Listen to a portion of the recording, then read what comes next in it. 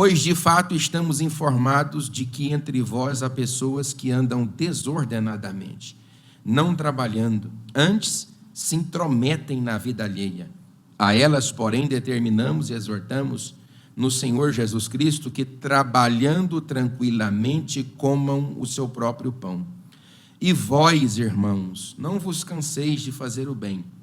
Caso alguém não preste obediência à nossa palavra dada por epístola, notai-o, nem vos associeis com ele, para que fique envergonhado.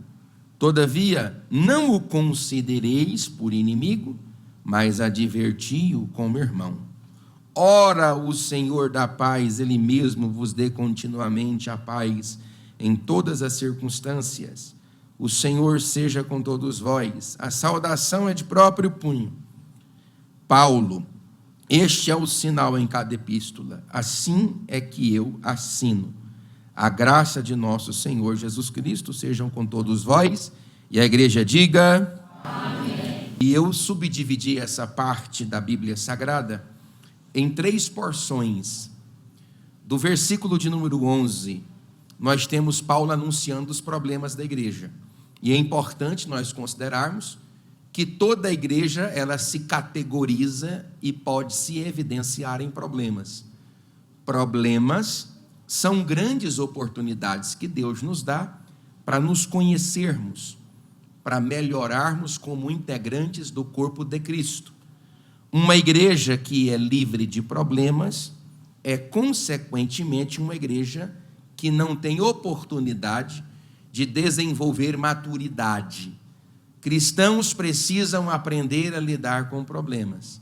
E se existe campo para isso, as pessoas que estão do nosso lado, geralmente são campos oportunos para que nós possamos aprender a lidar com problemas.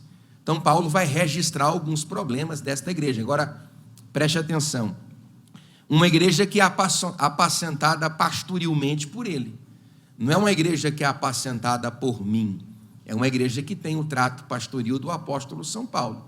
Foi ele que estabeleceu esta igreja na região greco-macedônia.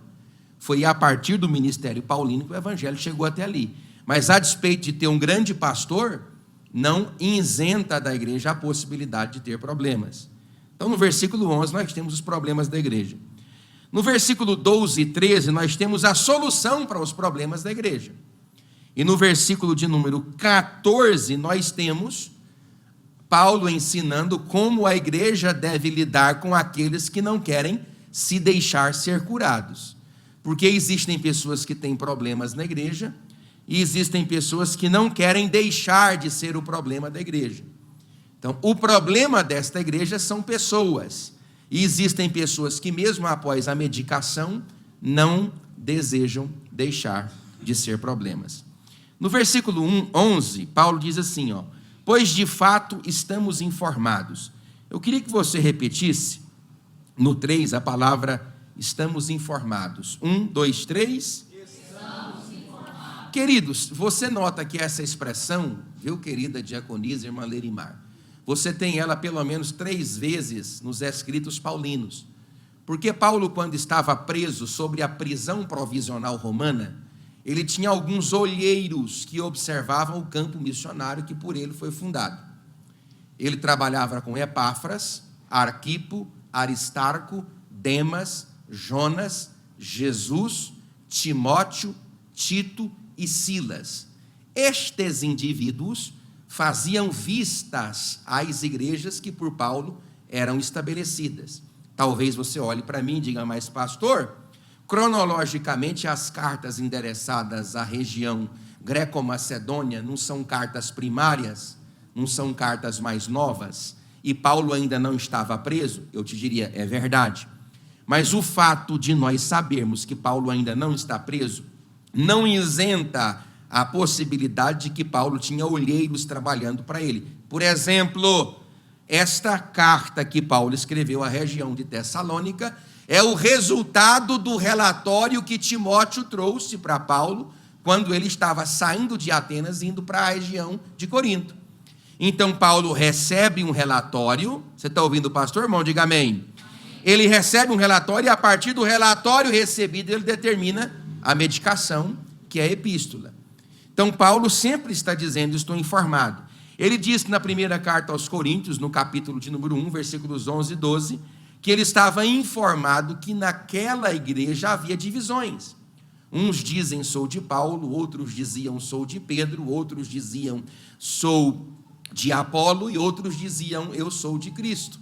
Aqueles que eram de Paulo eram mais liberais, os que eram de Pedro eram mais ortodoxos, e aqueles que eram de Apolo eram mais do mistério, e aqueles que eram de Cristo não era de ninguém. Então Paulo recebeu essa informação quando estava na terceira expedição missionária na cidade de Éfeso.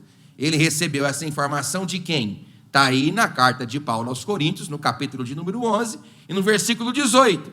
Porque antes de tudo estou informado a haver divisões entre vós quando vos reunis na igreja, e eu em parte creio. Então, irmãos da casa de Cloe, diácono Celso, chegaram até Paulo, lá na região da Ásia Menor e Meridional, quando ele estava em Éfeso, para trazer para Paulo, ali na igreja de Éfeso, o relatório de como estava a igreja lá em Corinto.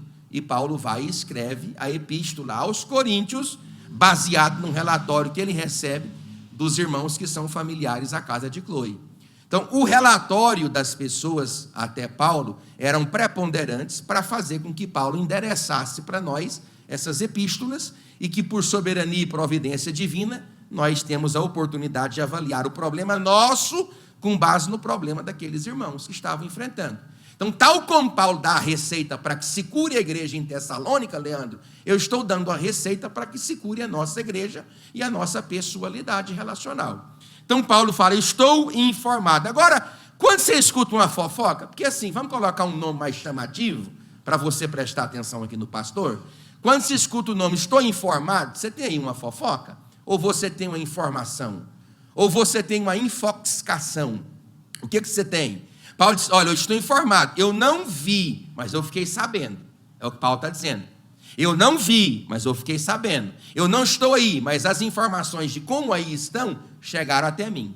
Então, quando tu escutar uma conversa, preste atenção, ainda que seja uma informação, um fato, porque preste atenção, pessoas extraordinárias discutem projetos, pessoas inteligentes discutem acontecimentos e pessoas tolas discutem pessoas. Então, quando você receber uma informação da igreja, você tem que fazer 3 coisas. Quantas coisas, irmãos? 3. Fala alto, quantas? 3. A primeira, separe o informante da informação. Você tem que aprender a separar o informante da informação. É igual quando você recebe uma crítica. E existem críticas que são construtivas, existem críticas que são destrutivas. Quando você recebe uma crítica, você precisa separar a crítica do crítico, porque senão você odeia o crítico por causa da crítica. Então, separe o informante da informação. Essa é a primeira coisa. Coloca a informação no canto direito, o informante no canto esquerdo. Aí você vai fazer o reverso. Você vai separar a informação do informante. Para quê? Para que você possa julgar quem está te informando. Porque talvez, irmão, preste atenção no que eu vou dizer para você. Talvez a informação que chega até você é uma tempestade em copo de água. Talvez a informação que você está recebendo, seja no seu emprego, seja na igreja, seja na sua vida, é uma tempestade em copo d'água. Você tem que aprender a ser capaz de separar a informação do informante e o informante da separação. Só assim você pode julgar a informação com base no informante. Vou dar um exemplo. Quando a minha mulher me dá uma informação que é cabulosa lá de casa, por exemplo, se ela se cortar e ela me ligar, ela vai dizer, eu estou quase morrendo. O dia que essa parte aqui desse forro caiu, você lembra, presbítero Léo? Você lembra? Ou não lembra? Quem estava aqui no dia que esse forro caiu? Você lembra? Ligaram para mim. Pastor, a igreja caiu na pastora. Eu digo, tudo bem. Estou chegando aí. Aí a minha mulher disse para quem me ligou, você já falou para o meu marido? Vocês têm que falar, porque senão ele vem tranquilo.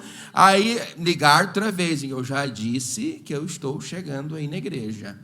Pastor, a igreja caiu. Eu falei assim, se a igreja tivesse caído, com você trabalhando aí dentro, também você não estaria falando comigo, minha irmã. Cheguei aqui e tinha caído um pedacinho do fogo.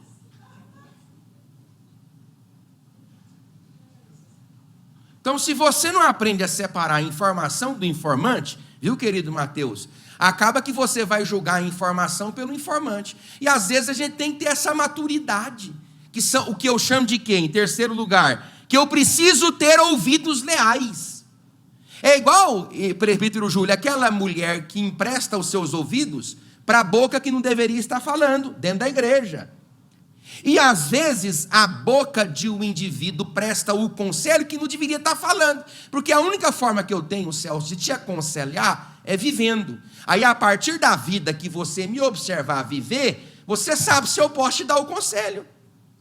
Por isso que eu preciso aprender a separar a informação do informante, para me ver se a informação, Mateus, converge com o informante, porque às vezes é uma tempestade num copo d'água.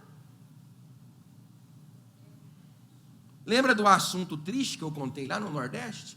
Eu estava na cidade de Aroeiras do Itaim, construindo uma igreja de noite. Já contei esse testemunho aqui uma vez. Quem já ouviu ele, diga amém. Amém. Quem não ouviu, diga amém. Amém. Eu vou contar. E aí eu estava lá com a equipe de Francisco Santos, construindo a igreja lá na cidade de Aroeiras do Itaim, no Piauí, lá no Agreste, isto. E aí o telefone toca. E eu atendo no Viva Voz, porque eu estava sujo de massa, porque eu estava trabalhando com a equipe. E quando o irmão, que era um evangelista, deu a paz do Senhor, na tonalidade da voz, é problema. Então eu tirei na hora o Viva Voz, e pastor, aconteceu uma tragédia. E eu digo, irmão, calma. Pastor, uma tragédia, o senhor tem que vir para cá agora. Eu falei, irmão, calma. Ele falou assim, o que aconteceu? Ele disse, a igreja inteira caiu em cima dos trabalhadores. E de fato caiu mesmo. No Nordeste, eu vi isso acontecer 3 vezes construindo construções. Inexplicavelmente. No caso, eles estavam passando a última cinta e caiu o lado direito todinho em cima dos trabalhadores. Era fato. E ele começou a falar, irmão. Aí eu dou, irmão! Aí ele calou. Me respondam 3 perguntas. A primeira, alguém morreu? Ele disse, não, pastor, graças a Deus. Eu, amém. Falei assim, alguém está desacordado ou desmaiou ou foi gravemente ferido? Não, pastor, graças a Deus. A terceira, teve fratura exposta ou aparentemente tem algum osso quebrado? Disse, não, pastor, graças a Deus. Então eu não vou aí.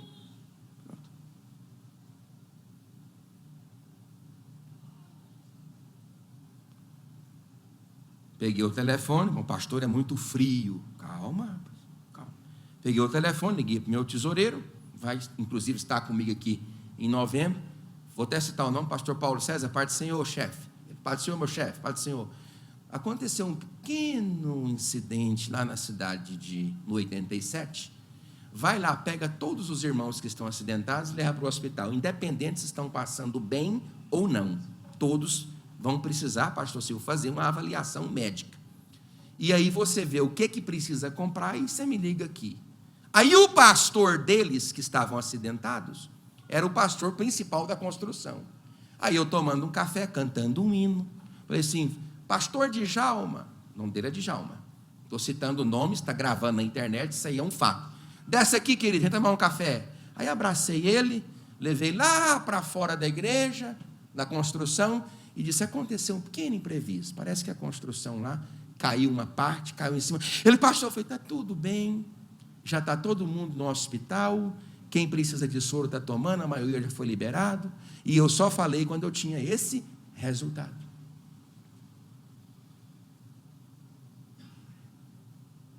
A pessoa não separa a informação do informante. Se você não separar a informação, Paulo está dizendo assim, ó, eu estou informado. Por que a informação de Timóteo em relação à igreja foi suficiente para fazer Paulo escrever? Porque Paulo não só confia na informação, como ele também confia no informante. Porque Paulo ele tem ouvidos leais. O que é isso? Ele julga as informações corretamente. E para julgar a informação corretamente, você tem que ter maturidade. Agora, repita comigo, irmãos. Isto é... Fala alto, isso é Da personalidade. Da pessoa. Eu já disse para minha esposa, tomara que eu não dê nenhum mal perto dela. Um mal súbito, alguma coisa aí, né? Um infarto, Senhor me livre. Porque senão quem me mata é ela. Não é ela. Outro dia eu estava lá no Morada Nova, o pastor está aqui também, faltou hoje também. Ele já sabia que eu ia para Formosa, né? Mas deixa eu conversar. Eu estava lá no Morada Nova, querido irmão Mateus, e aí a menina engasgou. Uma criancinha de colo engasgou. A criancinha de colo engasgou, o irmão Leandro. E a mãe já desmaiou junto. A mãe engasgou. Você estava comigo lá, Léo, aquele dia? Estava não? A mãe engasgou junto. Morreu junto. Aí caiu a menininha de colo do braço da mãe. Aí pegaram pega para cá, pega para lá, pega para cá, pega para lá. Me dê aqui. Olhei, ela já estava vermelha. Eu dei um tapa. Aí o outro falou, você está batendo forte. Eu falei assim, você quer resolver? Ele falou, não. E a mãe já estava desmaiada, lá rolando no chão. Eu bati, não deu nada. E virei, patenquinho, botei a mão lá e puxei ela. Chorou, pronto. Você não pode perder o controle. Você não pode perder com as percas. Já não basta o dano, já não basta a perca, já não basta a fofoca, já não basta uma informação que te ameaça e que destrói. Não perca o controle. Em nome de Jesus, recebe essa quietude pelo poder da palavra e do Espírito Santo. Então, só para adentrar isso, aí Paulo vai dizer agora, irmão Júlio, quais eram os problemas da igreja. Olha aqui, ó. Entre vós, repita comigo, entre vós. Então, você aprende, o problema sempre é no meio. O problema é no meio. O problema é no meio. A gente tem que entender que igreja tem problema. Eu já cansei de atender gente no Nordeste que diz assim, eu vou congregar com o senhor porque na minha igreja tem problema. E eu vou e respondo de contrapartida. É provável que aqui na minha tenha mais do que lá na sua. Que a igreja tem problema porque a igreja tem pessoas. Então Paulo está dizendo, ó, entre vós, não é um problema que vem de lá para cá. É um problema, Leandro, daqui para lá, é nosso. A igreja tem problema, Leandro, porque você está nela. Ela tem problema porque eu estou dentro dela. Agora, ou nós aprendemos a conviver com os nossos espinhos e riscos, ou nós vamos nos apartar e morrer congelado. Nós estamos aqui para quê? Para aprender a amarmos uns aos outros, suportarmos uns aos outros, perseverarmos na comunhão e no fim de todas as coisas, o nome de Jesus ser glorificado na nossa vida. Então a primeira coisa desses problemas aqui, ó, Paulo diz, há pessoas, eu coloquei aqui, ó, são muitas, está no plural. Paulo está dizendo assim, não é só um não, tem muita gente aí com problema. Segunda categoria desse problema, olha aqui, ó, que andam desordenadamente. Então, primeiro, são muitas. Segundo, são sem responsabilidade. Irmão, na igreja, você tem algum tipo de pessoa, preste atenção. Você tem na igreja as pessoas que não trabalham, mas também não dão trabalho. Você tem as pessoas que trabalham e que dão trabalho. E você tem pessoas na igreja que não trabalham e ainda atrapalham aqueles que estão trabalhando. Paulo está dizendo aqui, essas pessoas aí são sem responsabilidade. Elas andam de forma desorganizada. Sabe qual que é essa ideia aqui na gramática literária grega? É alguém que não se compõe ao conjunto. Alguém que não se compõe ao todo. É aquele membro amputado que quer ter vida fora da conexão. Sabe, a programação dele nunca é a programação de todos. A programação dela nunca é a programação do conjunto. Ele sempre tem algo adicional para se ver fora do conglomerado comum. Ele não quer se juntar, ele quer desorganizar. Ela quer desorganizar. Está cheio de gente assim na igreja. Mas pelo poder do Espírito Santo, que seja repreendido todo o mal e que o nome de Jesus seja glorificado. Em terceiro lugar, Paulo diz, não trabalhando, são ociosos. Eles não querem trabalhar. Eu estava conversando aqui agora há pouco com o nosso querido irmão, e nós falando sobre isso. Eu estive agora pregando recentemente em 3 igrejas, E a reclamação de todos os pastores é o quê? Falta de operação diaconal, falta de operação presbiteral. As pessoas perderam a paixão. Por que um pastor precisa mandar vídeos de culto de Santa Ceia, que é uma responsabilidade comum, para todo mundo na igreja toda semana de Santa Ceia? Porque as pessoas perderam a avidez, não tem aquele avivamento emocional, aquele fervor, aquela paixão para estar na presença de Deus. É obrigado a causar uma insistência. Por que nós prostituímos o reino de Deus? Colocando pessoas famosas para ocupar o nosso lugar, para que as pessoas que congregam na igreja sejam atraídas pela fama daqueles que estão ocupando o altar, que seja um cantor ou um pregador famoso. Mas você sabe de uma coisa especial, querido? Você está ouvindo o pastor? Diga glória a Deus. Quem te sustenta na igreja é o arroz e o feijão diário. É aonde o nome de Jesus é glorificado e você amadurece a sua fé pelo poder da graça de Deus. Então, essas pessoas são sem responsabilidade e são ociosas. Elas não trabalham na igreja. É a maior luta para você convencer uma pessoa, um oficial da igreja, de fazer aquela função. Eu me lembro em 97, 98, quando eu era bem magrinho, aspirando o cargo de diaconato, que eu vinha para a igreja fardado, como se eu fosse um obreiro. E eu ficava olhando o oficial de dia, que era o representante dos diáconos, para ver se ele me enxergava, para ver se tinha vaga para mim ficar no lugar. Mas naquela época os diáconos não chegavam atrasados, o mundo também tinha mais facilidade.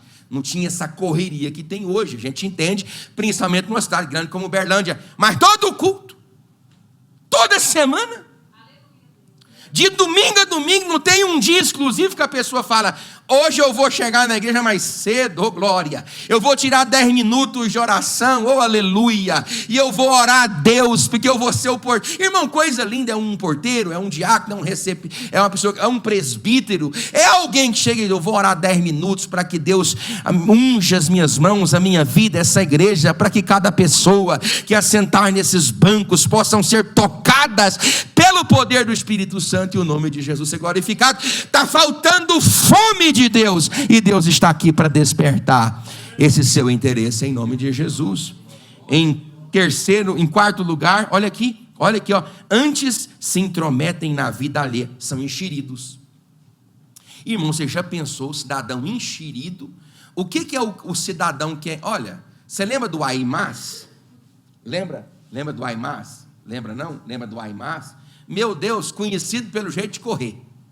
Aimás era um soldado que pertencia a uns 1.560.000 valentes de Davi, que era conhecido pelo jeito de correr. Está lá Joabe na peleja, era lá no caso do assassinato de Urias.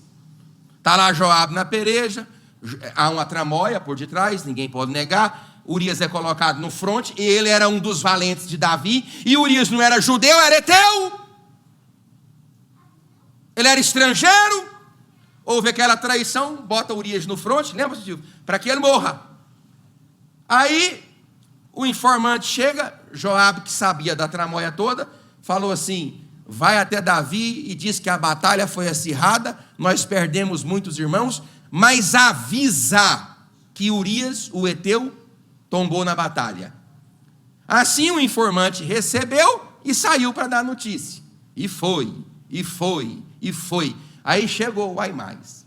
Ei, comandante, deixa eu ir também. Irmão, importante, você já viu como é que o texto bíblico é bonito? Deixa eu ir contar também. Aí o texto é lindo. Joabe fala assim: pois corre. Rapaz, pois ele, correu, atravessou quem ia devagar, mas tinha informação, ele não tinha nada. Só foi correr. E passou, chegou na frente, mas a informação ele não tinha. Quem tinha era quem vinha atrás. Aí está lá Davi espiando, não era Betseba não, esse aí o mal já tinha feito. Está lá espiando, aí, eita, lá vem. Aí, olha, irmão, o texto da Bíblia é lindo. Aí o outro do lado Davi fala assim: pelo jeito de correr, o homem conhecido pelo jeito de correr, é Aimás. Aí lá vem ele, sufocando com a língua velha para fora da boca. E Davi, conta. Ele diz, conta o quê? Conta o quê, irmão? Ele não tem informação nenhuma. A informação tem quem vem tranquilo. Sabe por quê? Porque quem tem a mensagem não corre, caminha. Quem tem a mensagem vai devagarzinho, porque ele tem o que o outro precisa. Você está dizendo, está entendendo, pastor? Diga glória a Deus. Tem gente que é enxerido. Ele quer saber do que está acontecendo. Irmão, e tem gente na igreja que tem ouvidos de tio. Ah, mas tem.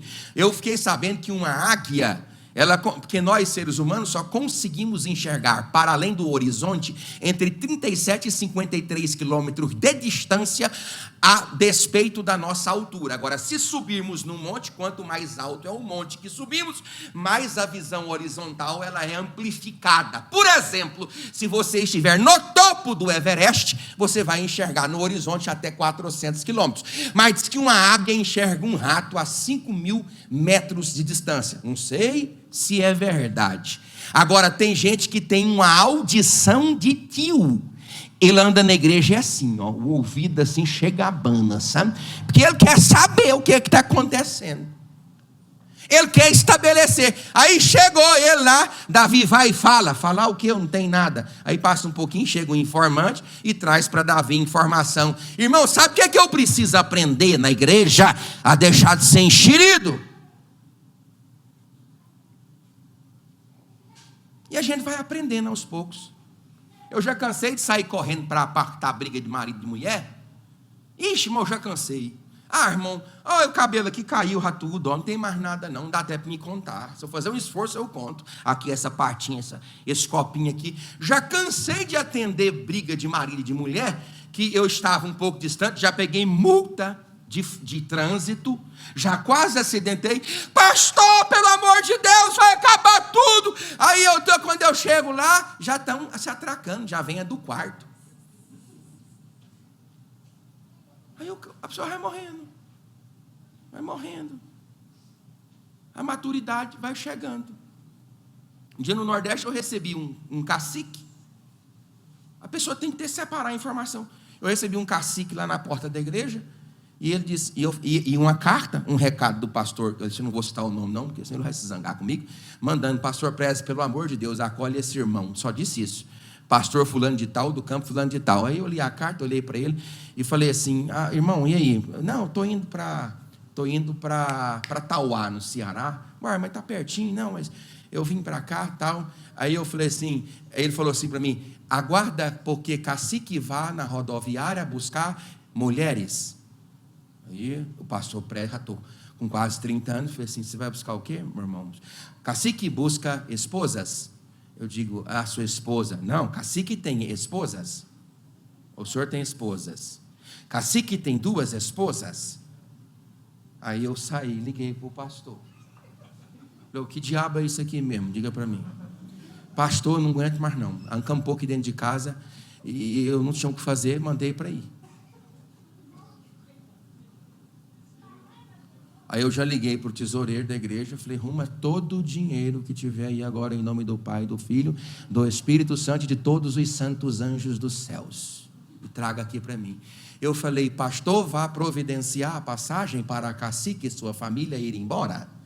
Não, pastor, cacique deseja ficar na igreja. Pastor não deseja cacique na igreja. Pastor, Deus já tocou no coração do pastor, pastor vai tocar o cacique para a sua tribo. Peguei o cacique, ele saiu zangado, falando mal de mim. Já porque como é que eu vou explicar isso para os membros? Hein? Como é que eu vou explicar isso para a igreja? Eu morava na igreja.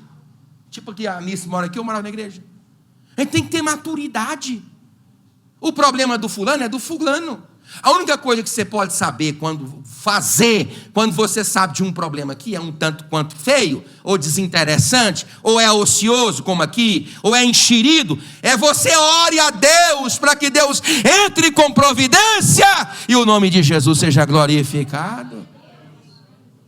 Quantos problemas eu já não atendi, porque pessoas intrometeram a resolver coisas que não são da sua alçada. E quantos pastores que tomam partido pela mulher, do marido, não é assim? Já aconteceu contigo, dirigir ninguém? Aí ele, porque aí, irmão, na mesma noite o marido e a mulher estão em mil amores, com lua de mel. Aí no outro dia está o pastor enrabuscado com um ou com o outro, porque ele tomou partido. Pastor, a gente tem que ter equilíbrio. Paulo está dizendo assim, o que Paulo está dizendo é isso, eu não vou ofender ninguém. Deixa de ser enxerido. É o que Paulo está dizendo aqui, para viver em paz. Você pode dizer glória a Deus, igreja?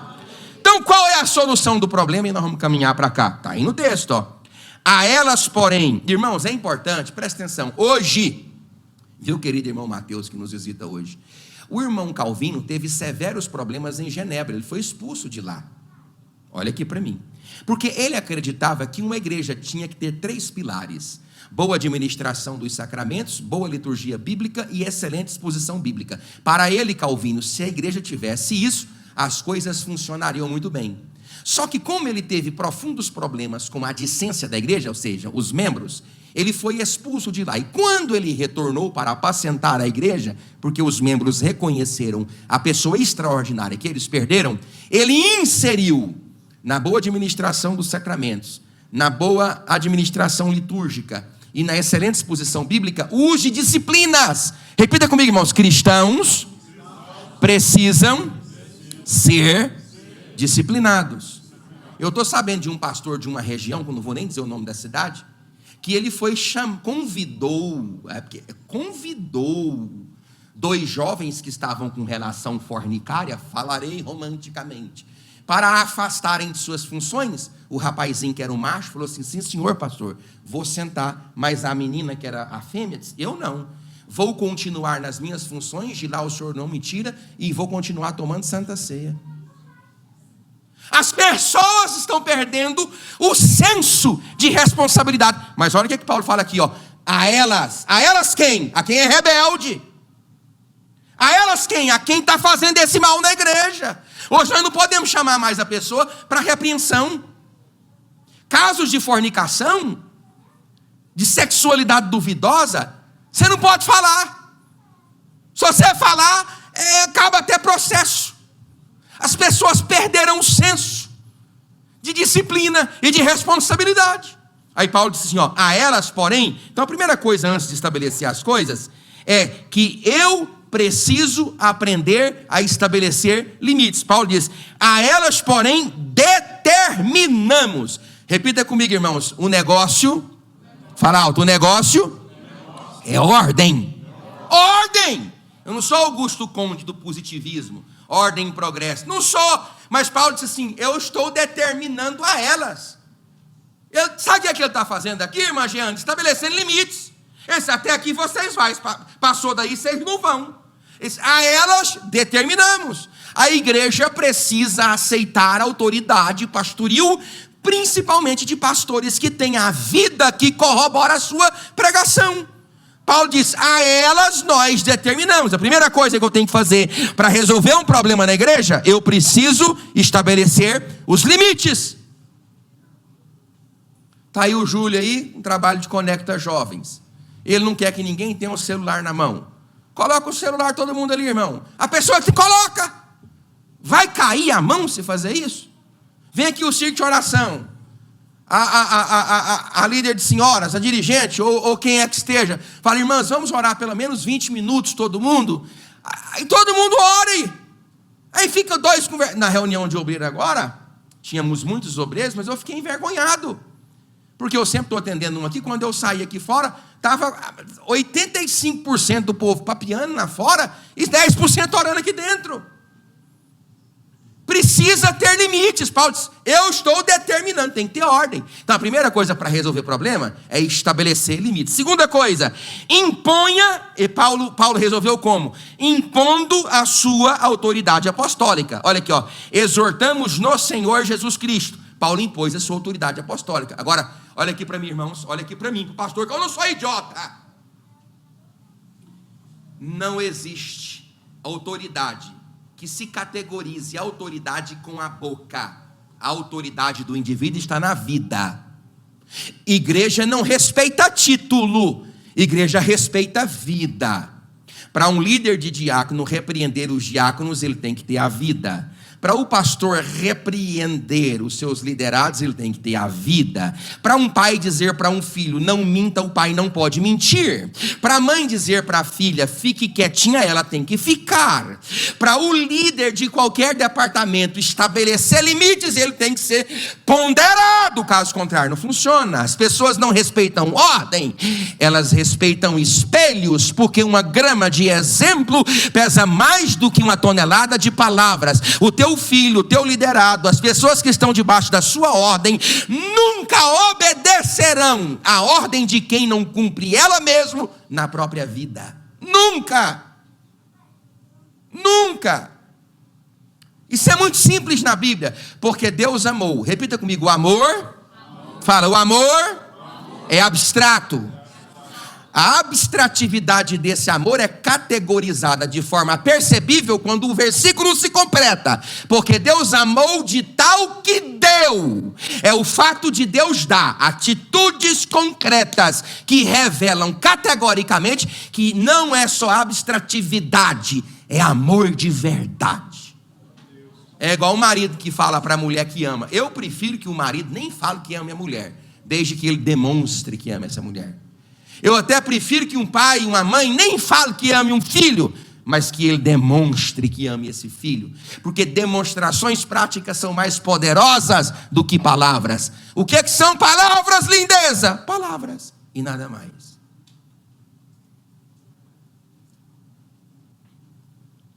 E a pessoa tem que confiar. Lembra das cadeiras do refeitório?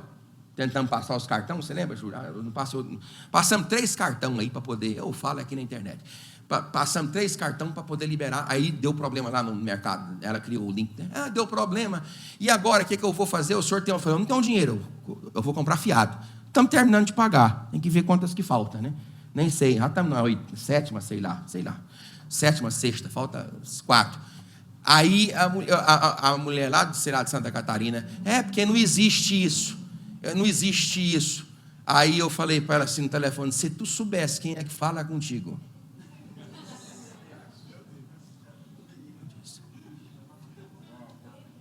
Se tu soubesse quem é que fala contigo, tu me mandarias a tua loja. Aí ela disse, mas o senhor é muito ousado mesmo, né? Eu digo, você pode mandar aqui, minha filha, porque eu vim, foi lá do meio do mato, aonde a palavra do macho tem peso. Mas isso não existe mais, Senhor. Tudo bem. Passou um pouquinho, ela me ligou. Ele disse assim, as cadeiras estão chegando aí dia tal. Chegou aí.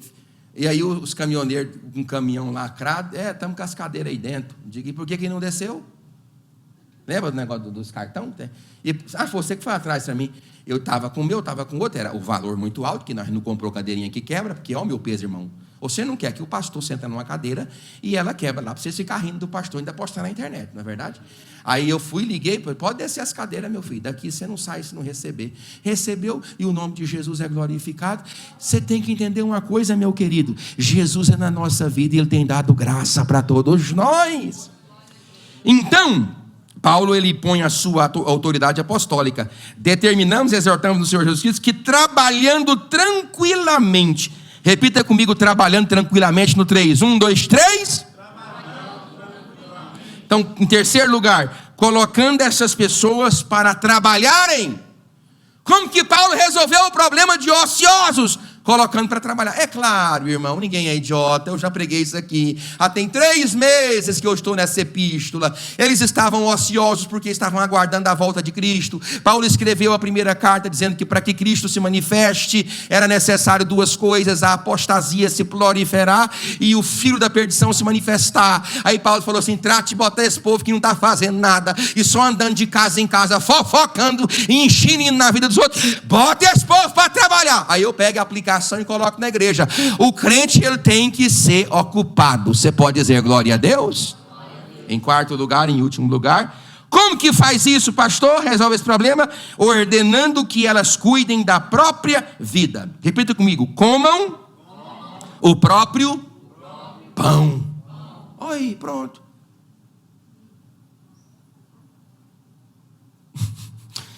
morou muita gente comigo. Aí, irmão, você não sabe de nada, não, tá, rapaz? Tu não sabe de nada, não. Teve uma época que morava comigo quatro jovens. 4 jovens. Ontem, inclusive, fiquei muito feliz, mostrei para você, Léo. Os dois que moraram comigo foram ordenados a pastor. Mostrei, foi para você que eu mostrei? Não sei que dia. Então, que dia que foi? Não, senhor, vocês foram ordenados, foi essa semana, como é que tem tempo? Então já é outra tribo essa daí. Moraram comigo lá, pastor Anderson, pastor Hudson hoje. Moraram comigo, eles eram o quê? Nada. Estudaram comigo, teologia comigo. Lá na escola, que lá em Pix, nós tínhamos uma sala com cadeira. Vocês sabem como é que é o pastor, né? Cadeirinha de escrever, coisinha bonita, coisa arrumadinha e tal. E estudaram comigo, ordenado a pastor, mandou agradecendo, pastor, por tudo que o senhor nos ensinou. Foram ordenados lá na convenção. Em Goiânia, agora, a pastor, 2 que morou comigo. Sempre morou. Teve uma época que morou muitos irmãos comigo no Nordeste, e alguns deles, no Nordeste, tem isso, da pessoa ir para a casa do outro, e ele não vai embora, não. Um dia o chefe chegou lá em casa, o pastor Marcivó, aí, ele, de repente, ele está na sala, aí passa um com uma toalha e uma coisa no pescoço. Aí passa um pouquinho, ele vai para lá e vem outro, passa para cá, ele olhou. Preso, que diabo é isso aqui mesmo? Que é isso aqui? Agora, aqui é uma colônia. Aí, pastor, esse aqui veio lá do Maranhão. Esse aqui veio não sei de onde. Esse aqui Rapaz, preso, a sua casa é desse jeito. É por isso que haja dinheiro que não dá nem para vocês comer. Aí eu digo, pastor, eu vou fazer o quê? Eu vou jogar fora. Deixa eu dizer para você, tem gente que é assim. Ele não quer uma ocupação, ele não quer fazer nada. Eu vou dizer para você uma coisa aqui, meu irmão. Eu estou cansando de aconselhar pessoas que viveram o prazer, agora estão pagando a conta. Vocês que são jovens, estão me ouvindo agora, pelo amor de Deus, vivam responsabilidades e sacrifícios, para que depois vocês experimentem o prazer. Pare de entregar a vossa vida ao prazer. Você jogar videogame o dia todo, rapaz. Assistir TikTok o dia todo, rapaz. Essa porcaria, nem lá na China, de onde veio, é autorizado as pessoas usarem. Gente, os orientais estão dopando os brasileiros com dopamina e endorfina porca, e eles estão vendo só conteúdo de domínio. Aí você vai lá ver aquelas crianças japonesas e chinesas e não sei da Coreia do Sul lutando, os menininhos, vi um essa semana aí na internet, parece que ela só podia estar endemoniada, porque para ela fazer aquilo com o corpo não tinha condição. E os nossos já jogando videogame.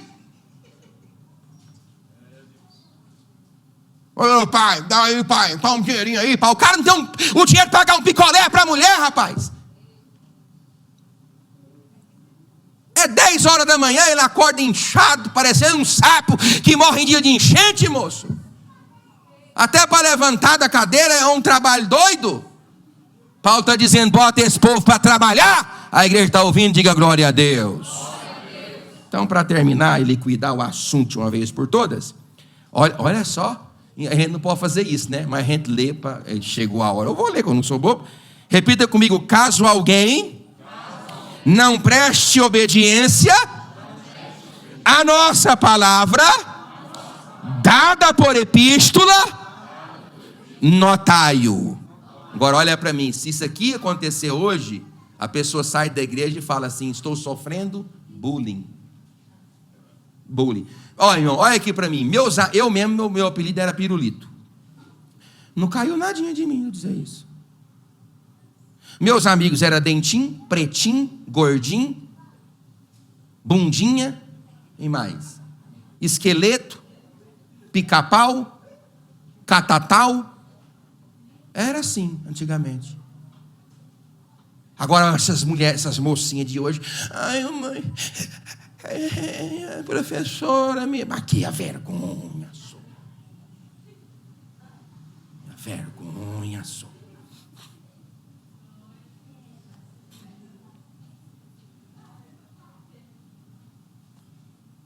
Porque meu cabelo é ruim. Seu cabelo não é nada ruim, rapaz. Seu cabelo não é ruim, rapaz. Porque eu estou... Não, para com isso, só. Isso é de besteira. A coisa mais importante, espero eu que você tenha, é É o poder do Espírito Santo na sua vida, rapaz. Aí fica aquele bando de gente que não pode ouvir falar nada. Eu lembro de papai.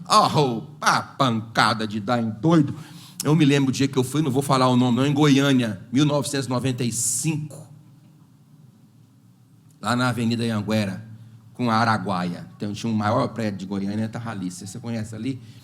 E eu trabalhando, aí tinha um agiota que eu trabalhava, não vou falar o nome dele não, porque é conhecido, o escritório. Um agiota, nessa época, trabalhava ali, e ele ficava com as mocinhas novas, que eu nem sei, não posso nem falar a idade dessas moças. Provavelmente 18 anos para cima. Aí um dia eu cheguei lá, ele velho, rapaz, velho, feio, e com essa moça sentada no colo, dentro da empresa. Aí eu entrei e tal. Aí ele me deu uma palavra dura. Aí ele me deu outra palavra dura. Aí ele começou, era na época que ele comercializava linha telefônica. Naquela época, a Anatel disponibilizou 50 mil linhas telefônicas no Brasil e disse que uma linha telefônica, eu não lembro dos valores, mas valia um carro, valia uma casa. E aí esse homem me escarrou. Aí eu saí segurando, viu, Mateus? Segurando, não se assusta não, meu irmão, eu sou desse jeito. Segurando o choro. Quando eu entrei no corredor, aí desabou. Desabou que até hoje as lavadoras estão lá pelejando para tirar o catarro do chão. Entrei no escritório do meu pai, que ele tinha uma escola de informática, e chorei. Com uma dor tão grande na minha alma ter escutado isso de uma pessoa sem moral, de uma pessoa com comportamento banditivo. E meu pai olhou para mim e me deixou chorar até acabar a última lágrima. Ele assim, já recuperou, meu filho? Ele disse, levanta-te, lava teu rosto, volta para o teu trabalho, porque fora da casa de pai e de mãe, esta é a vida.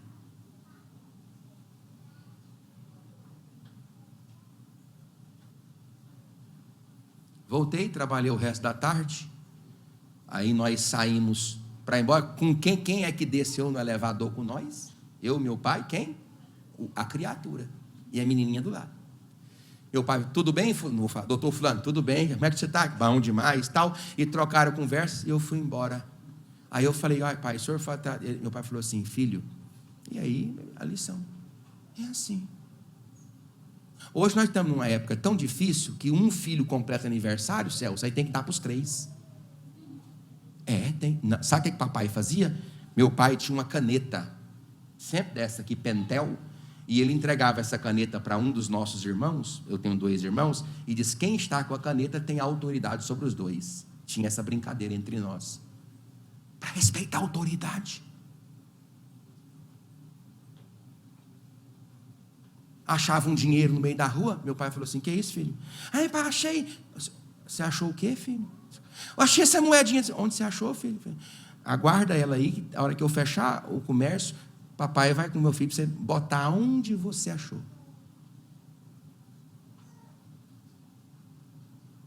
São valores que a pessoa pega na infância e que ela carrega até o túmulo. E a única coisa que se recusa a ser sepultada com o seu morto é a sua reputação.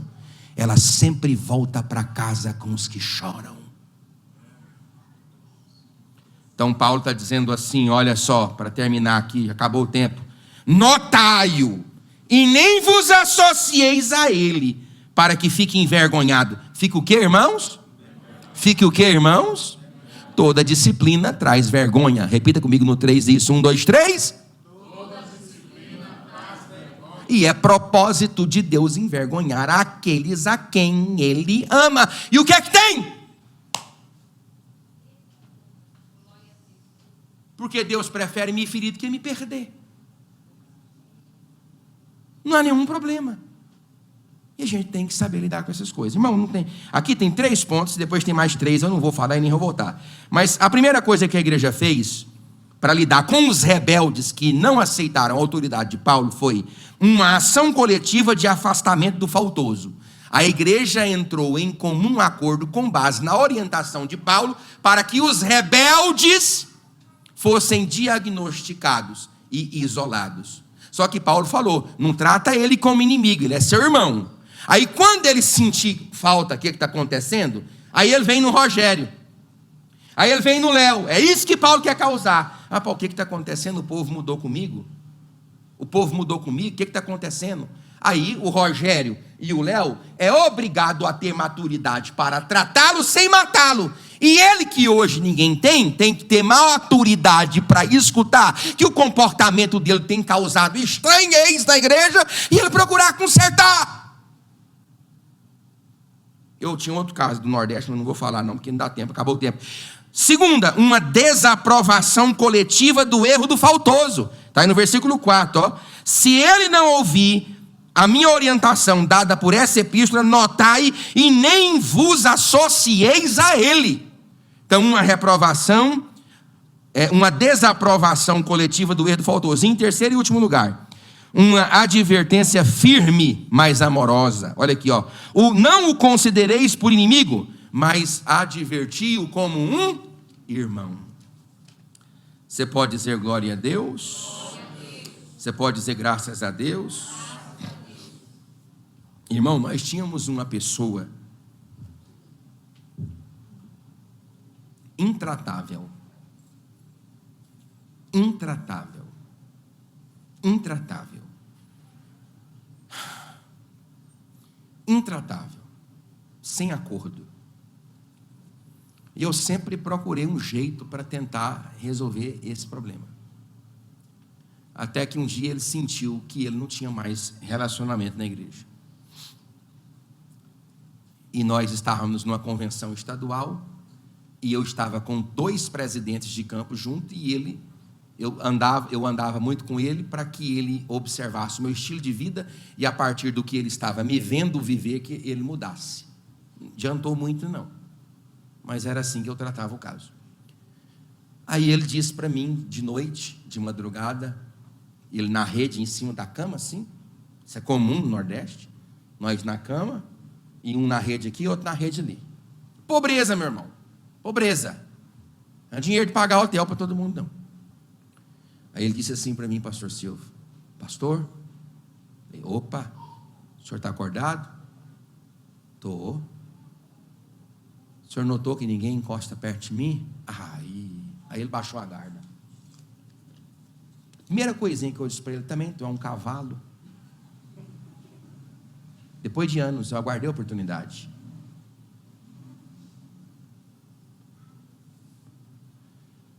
Um dia chegou um em mim, e ó. Aí no outro dia, vou contar o outro caso, é 1 minuto, já terminou. No outro dia, o presidente do campo do lado, o que mandou o cacique para mim, falou: rapaz, eu ouvi a conversa ontem. Foi? Ele falou assim: você sabia que nós, os presidentes do Piauí, tudinho conversava sobre esse caso, dessa pessoa? Que isso? Pastor, nós não sabíamos como é que você aguentava essa pessoa. Vocês conversavam, seus fofoqueiros. Nós não tínhamos como que o senhor tolerava, nós não sabíamos, mas agora eu vi você conversando com ele no divã e eu entendi isso. Eu quero até te pedir perdão, tal coisa. E assim foi. Aí eu tinha um outro obreiro lá que não ia em reunião de ministério, ganhava salário mínimo, 2 salários mínimos, pago por nós, para conduzir a igreja, não vou dizer o nome dele. Aí um dia ele bateu lá na igreja, terça-feira, estava eu e o copastor assim: meu irmão, bom, eu vim cá, tal, porque Deus me mandou vir aqui. Ele era do mistério. Porque Deus me mandou vir aqui ver o que o senhor tem para me dizer. Eu digo: não foi não. Ele falou: foi. Eu digo: primeira pergunta, por que o irmão não veio nessa reunião de ministério? É porque não deu. Eu falei assim: e na outra? Você também não deu. E na outra? Porque não deu. E há 6 meses atrás, quando o irmão apareceu aqui, de lá para cá, aí ele falou assim: porque Deus não me mandou. Eu falei assim: como é que é? Deus não me mandou. Aí ele levou: já vi que essa conversa aqui não vai dar certo. Aí ele levantou da cadeira para ir embora. Eu falei assim: negativo, senta agora. Aí ele: nós vamos brigar aqui dentro, nós dois. Você vai me dar tapa e murro e eu não vou fazer nadinha contigo. Agora tu vai ouvir tudinho que eu tenho para te dizer. E quando nós sair daqui dessa porta, nós vamos abraçar um ao outro e vamos trabalhar junto. Mas essa atitude sua, nunca mais você vai fazer. E assim foi, um grande amigo meu. Um grande amigo meu. A vida toda. Depois ele foi para outro campo, aí me ligou, muito tempo depois: pastor, rapaz, Me arruma uma oportunidade de trabalhar com o senhor de novo. O senhor foi um pastor que me entendeu. Eu falei, irmão, fique onde você está mesmo, irmão. Deus já está te usando aí. Não, pastor, eu tenho sentido de trabalhar com o senhor. Eu falei, eu não estou sentindo não, irmão, de te receber. É assim. Vamos tirar a oferta em nome de Jesus? Que Deus nos ajude, nos guarde, nos livre. Eu era mais brabo quando eu era presidente. Hoje eu não sou nada, né? Só um pastor de igreja, mas...